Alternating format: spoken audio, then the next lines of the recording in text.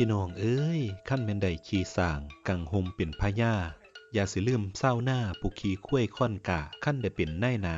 อย่าทำโตให้มากใหญ่ขั้นได้กินแกงไก่ต้มอย่าลืมขัวในบักขามซะแล้วพี่น้องเอ้ย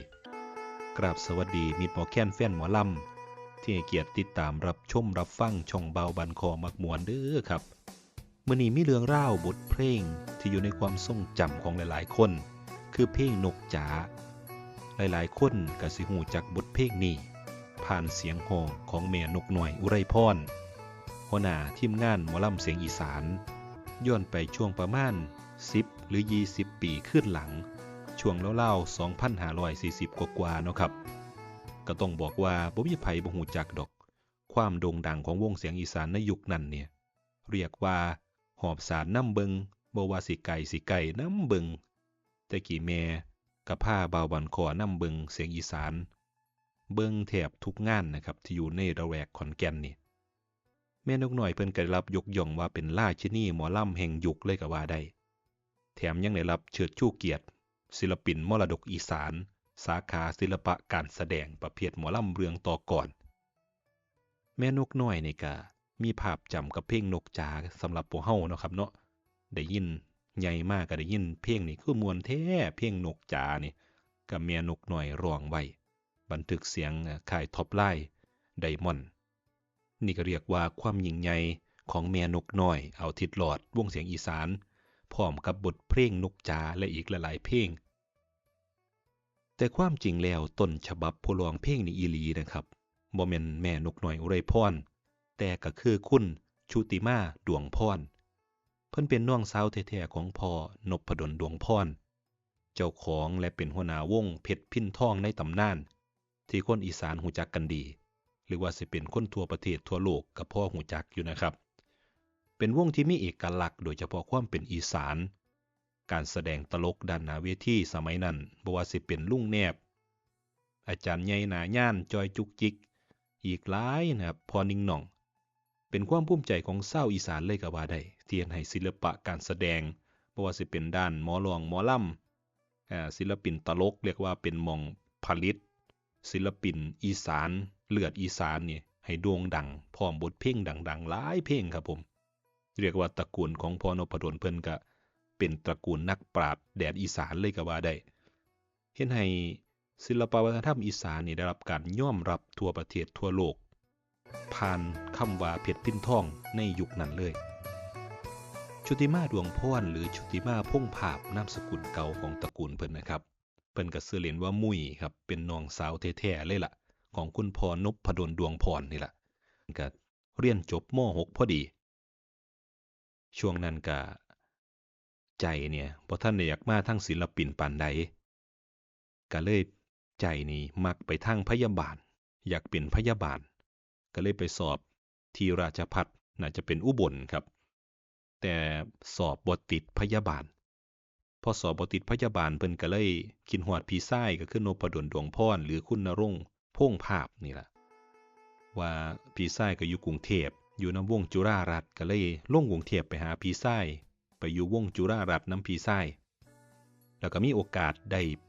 ไปเป็นหางเครื่องของวงจุฬารัตน์เรียกว่าไปเป็นดาวเต้นนะครับในสมัยนั้นก็สิผู้ใดเคาะแทมโมรีนเนาะแนวเคาะให้เข้าจังหวะนี่เขาก็สิทดสอบหางเครื่องว่า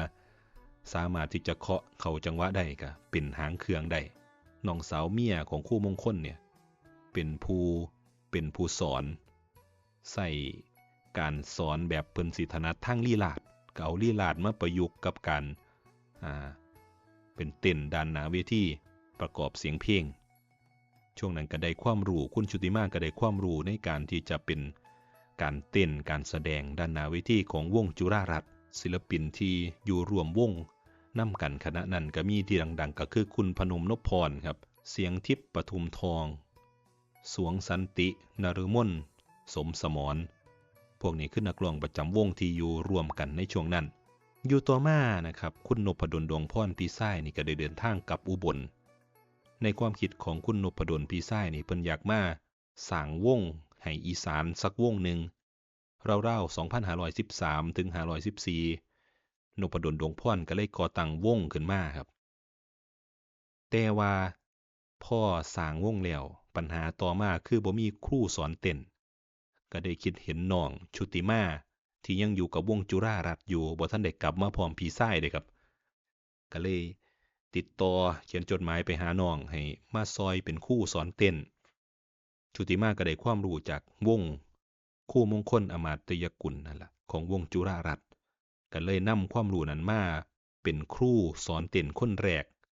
นพดลดวงพรที่ได้ตั้งขึ้นมาถึงจุดกำเนิดเพลงนกจานะครับพอนพดลดวงพรเมื่อตั้งวงขึ้นมาแล้วก็อยากมีเพลงชู่วงก็ว่าได้ก็เลยบอกกับน้องสาวนี่ล่ะคือคุณชุติมาบอกว่าเอาโตนี่ละสิเอาเป็นคนร้องเพลงแม่นเสียงบ่ดีก็สร้างเถาะก็เอาโตฝึกฝนเอาเดี๋ยวสิให้อ้ายนครก็คือพี่ชายนะครับพี่ชายที่เป็นพี่ของคุณนพดลขึ้นไปอีกคุณนครนี่ก็เลยเดี๋ยวสิแต่งให้ดอกเพิ่นเลยย่างไปอยู่เลาะกอไผ่อยู่เลาะบริเวณบ้านนั่นล่ะแล้วก็เลี้ยวเบิ่งเทิงกอไผ่แล้วก็คิดเพลงไปจักคราวก็แต่งได้ทันที30นาทีเท่านั้นก็แต่งเพลงนกจาออกมาเลยครับ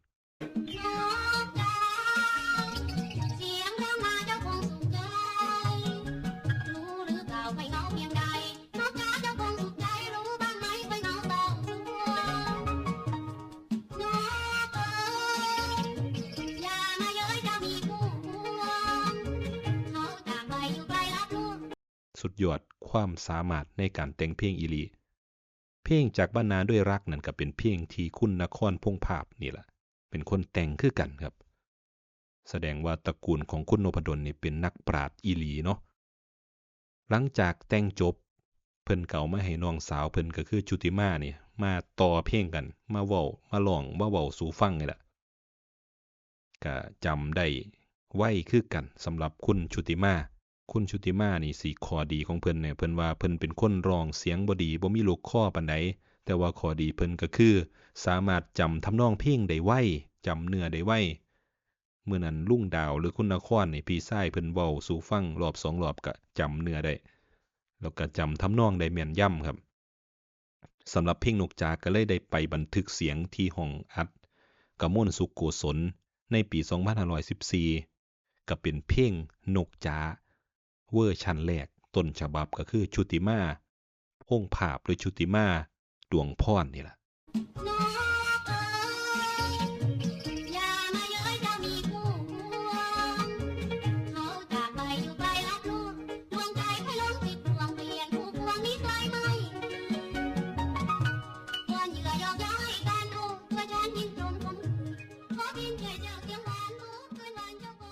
หลังจากนั้นก็มีเพลงตามมาอีกมากมายที่พ่อนพดลแต่งให้ก็มีเพลงอ้ายเสี่ยงครับเพลงนี้ก็เป็นเพลงโด่งดังอีกเพลงหนึ่งหรือว่าสิเป็นเพลงที่รักจ๋าครับ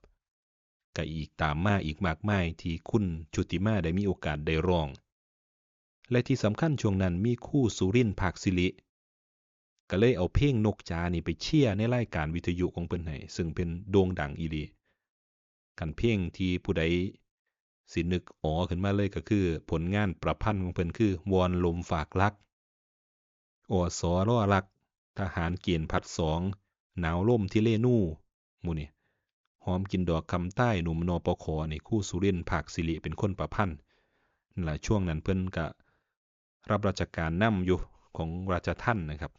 แล้วก็เพิ่นก็เป็นนักจัดรายการคือทิศโสโปข่าวนี่แหละเพิ่นก็เอาเพลงนกจานี่ไปเชียร์เอาไปดันก็ถือว่าเพิ่นมีพระคุณต่อเพลงนี้กับพ่อนพดลและคุณชุติมาเป็นอย่างมากคือกันเพลงนั้นก็เฮ็ดให้เป็นที่ดังทั้งภาคกลางก็รู้จักเพลงนกจากอกจากทางอีสานแล้วเนาะตามที่ไปทัวร์คอนเสิร์ตกันนี่คนหูจักอยู่แล้วก็เป็นว่าทั้งคนภาคกลางก็รู้จักเพลงนกจาขึ้นมาทันทีถือว่านักร้องผู้หญิงคนแรกของวงเพชรพิณทองหรือวงพ่อนพดลดวงพรก็คือน้องสาวชุติมาดวงพรนี่แหละครับ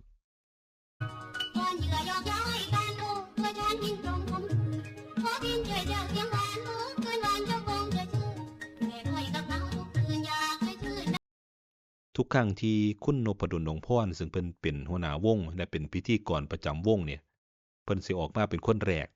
เพิ่นก็สิเว้าว่า ต่อไปเชิญรับฟังเพลงจากน้องสาวของเพิ่นเสียงบ่ดีแน่ก็อดทนเอาเด้อหามันดังขึ้นมานี่อย่างน้อยมันก็บ่หนีจากวงดอกให้พี่น้องอดสาฟังเอาเด้อนี่เพิ่นสิเว้าตลอดก็คือเว้าถึงน้องสาวชุติมาตลอด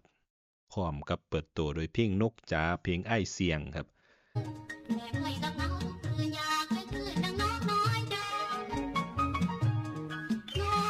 เฮ็ดให้คนนี่ก็ติดหูเมื่อไปเดินสายทั่วภาคอีสานนี่คนก็ได้ยินเพลงนกจ๋ามาถ้านับจากนี้ไปก็40กว่าปีขึ้นหลังเนาะ2513-14ช่วงนั้นชุติมานี่เพิ่นก็เรียกว่าโด่งดัง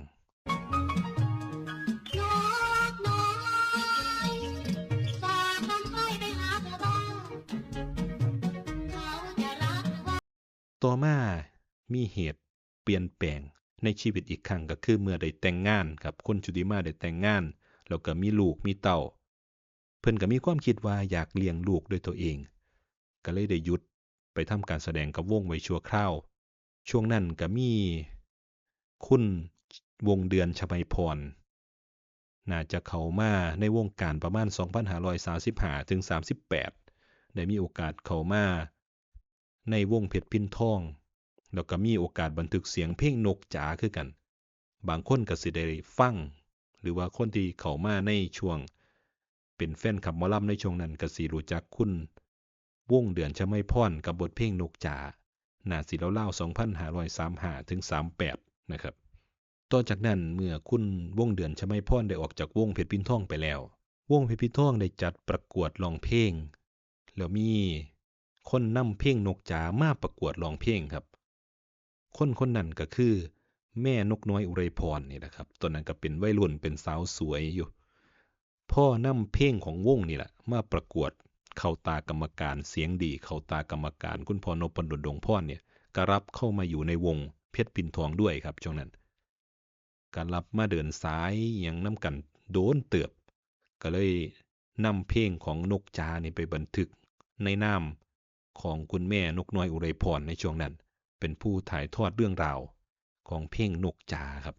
ซุมื้อนี้แม่นกน้อยอุไรพรเวลาเพิ่นร้องเพลงนกจ๋าเพิ่นก็สิบอกเสมอว่าเพลงนกจ๋านี่แม่ชุติมาดวงพรเป็นผู้บันทึกเสียงคนแรก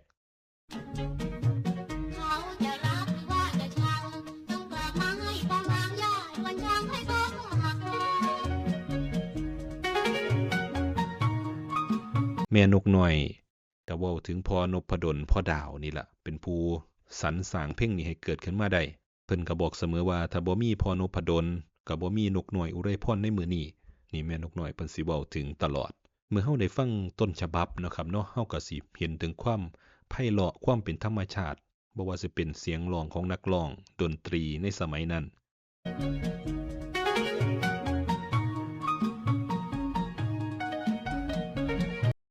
เข้าถึงอารมณ์ได้แบบสุดยอดครับเพราะว่ามันเป็นการติวเข้มระหว่างพี่ชายเนาะคนแต่งอาจารย์นครกับน้องสาวถ่ายทอด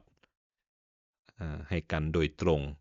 คนซึมซับมาถ่ายทอดนี่เฮาก็สิเห็นว่าเวอร์ชันนี่เป็นเวอร์ชันที่ออริจินัลม่วนอีหลีครับก็ม่วนไปคนละสไตล์แต่ว่าออริจินัลนี่มันสิเป็นแบบฟังสบายๆ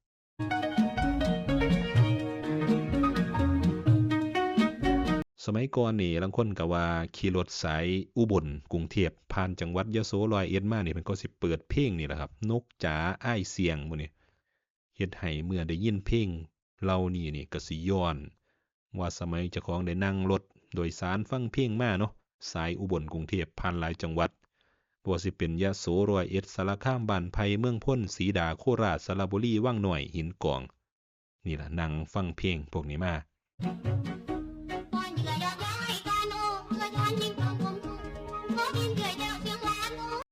หรือว่าไผสิเฮ็ดไร่เฮ็ดนาไถหุดดำนาจังซี้ก็ฟังเพลงสมัยนั้นมานำเสียงเพิ่นก็ม่วนครับชุติมาเสียงน่ารักดีเพิ่นว่าบางคนก็ว่าจั่งซั้นเสียงเป็นเวอร์ชันออริจินัล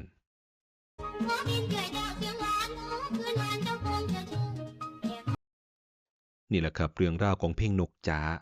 กว่าสิมาเป็นเพลงนกจ๋าผ่านเรื่องราวผ่านร้อนผ่านหนาวมาได้โอ้โดนอีหลีเนาะครับเนาะ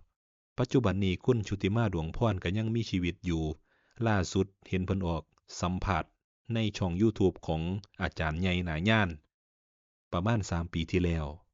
กับช่องอ่าวแท็กซี่หนุ่มบ้านนาครับซึ่งสองท่านนี้ก็เป็นตลกคุณภาพของวงเพชรพิณทองที่อยู่ร่วมสมัยกันก็ได้สัมภาษณ์ถึงที่ไปที่มาเรื่องราวชีวิตของคุณชุติมารวมถึงวงเพชรพิณทองและอาจารย์นพดลและกะที่ไปที่มาของเพลงนกจาเนี่ยแหละครับก็เชิญท่านผู้ชมทุกท่านเนี่ยผู้ฟังไปติดตามในช่องอาจารย์ใหญ่หน้ายานนะครับในเรื่องราวของคุณชุติมาดวงพรหรือว่าจะเป็นช่องเอาแท็กซี่หนุ่มบ้านนาเป็นเรื่องราวที่คุณชุติมาเว้าถึงพี่ชายก็คือคุณนพดลดวงพรเรื่องราวชีวิตเป็นคลิปที่น่าสนใจครับ3 ปีที่แล้วก็ไปย้อนติดตามเพิ่นได้ปัจจุบันนี้นะครับถ้าเทียบอายุเพิ่นก็บ่ได้บอกในคลิปแต่ผมคิดว่าอายุเพิ่นก็สิราวๆ60 กว่าปีเห็นซะได้เนาะผู้ใดอยากแลกเปลี่ยนข้อมูลเพิ่มเติมมีอันใดขาดตกบกพร่องอยากแชร์ประสบการณ์กับเพลงนกจ๋ากับคุณชุติมาดวงพรก็เชิญคอมเมนต์แลกเปลี่ยนด้านล่างคลิปนี้ได้หรือว่าผู้ใดได้ยินข่าวเพิ่นอยู่ไสจังใดมีความสุขสบายดีบ่ก็มาแชร์ลงให้กันฟังเพื่อย้อนรำลึกไปถึงเรื่องราวเก่าๆนะครับที่เฮายังประทับใจในบทเพลงนกจ๋าคุณชุติมาดวงพรเพชรพิณทองหรือว่าพ่อนพดลนี่ล่ะเฮาก็คิดฮอดเรื่องราวในอดีตและศิลปินในความทรงจำของเฮาสุผู้สุคนสุดท้ายนี้ขอขอบพระคุณที่รับชมช่องเบาบันคอมักมวนฝากติดตามกดไลค์กดแชร์ให้แหน่เด้อครับพอกันคลิปหน้าส่วนจะเป็นเรื่องเล่าวศิลปินท่านใดหรือเพลงแบบใดจังใดประวัติต่างๆกะรอติดตามในคลิปต่อไปขอบคุณและสวัสดีครับ